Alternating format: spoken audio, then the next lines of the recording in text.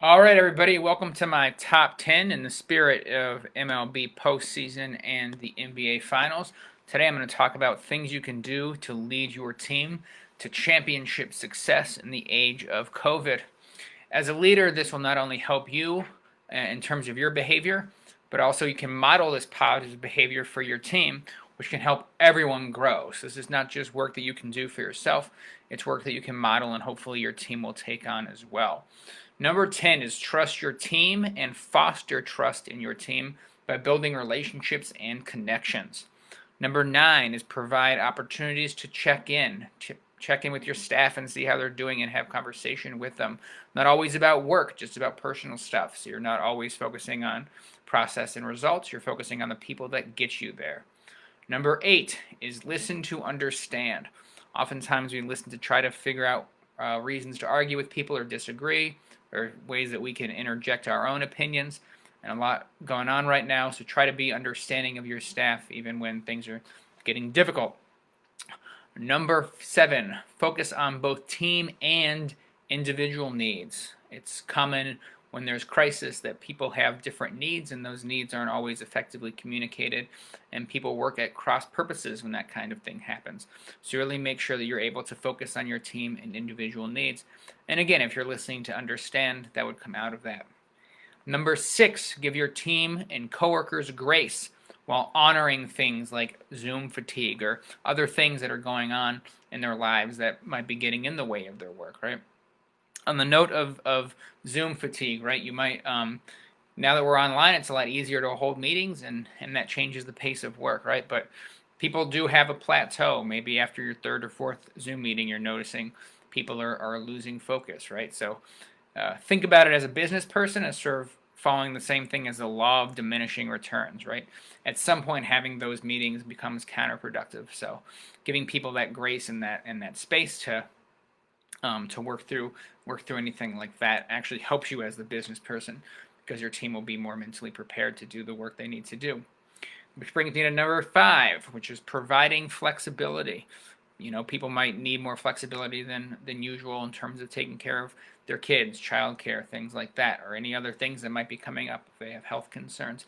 So make sure that you provide flexibility to your team, because that always goes back to the very first thing I said, right, which is building trust. And it goes back to grace as well as providing flexibility for your team. And also make sure that you provide flexibility for yourself. Make sure that you also have space for yourself to be flexible. Again, that will you'll be able to model this for your team. If you're showing them a level of flexibility, then they might be able to give you flexibility too. And when things are tough and there's challenges, it's always important to provide flexibility. Number 4, built-in moments to show gratitude and affirmation for your team.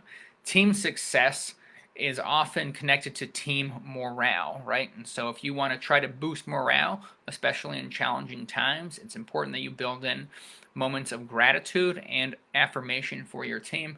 And that actually goes along for yourself, right? So you want to make sure that you are also affirming of yourself and showing yourself some gratitude throughout the day.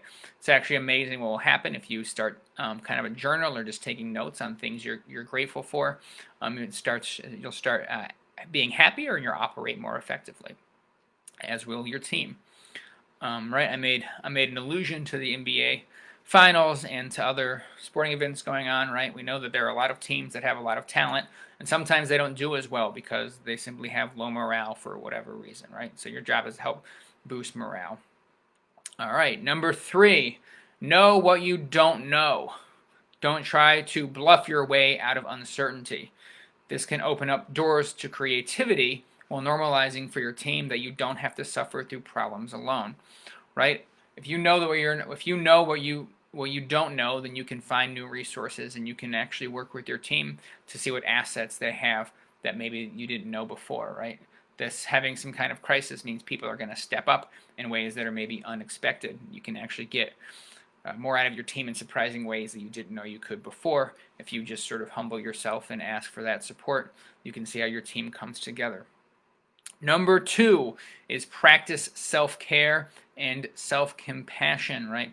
again, you want to be modeling this for your team. So you want to show yourself some self-care and some self-compassion. And I'll be doing another Facebook Live event where I go through top 10 ways of practicing self-care.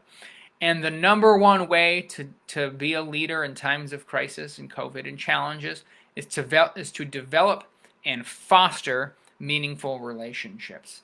I'll say that again. Develop and foster meaningful relationships. All these other things have kind of built to this moment, right?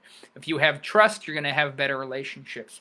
If you're checking in with your team, you're going to have better relationships. If you're effectively listening, if you're focusing on needs, if you're giving your team grace, if you're providing flexibility, if you're showing gratitude, and if you're knowing what you don't know and working with your team while at the same time having self-care, then that will help you develop and foster meaningful relationships.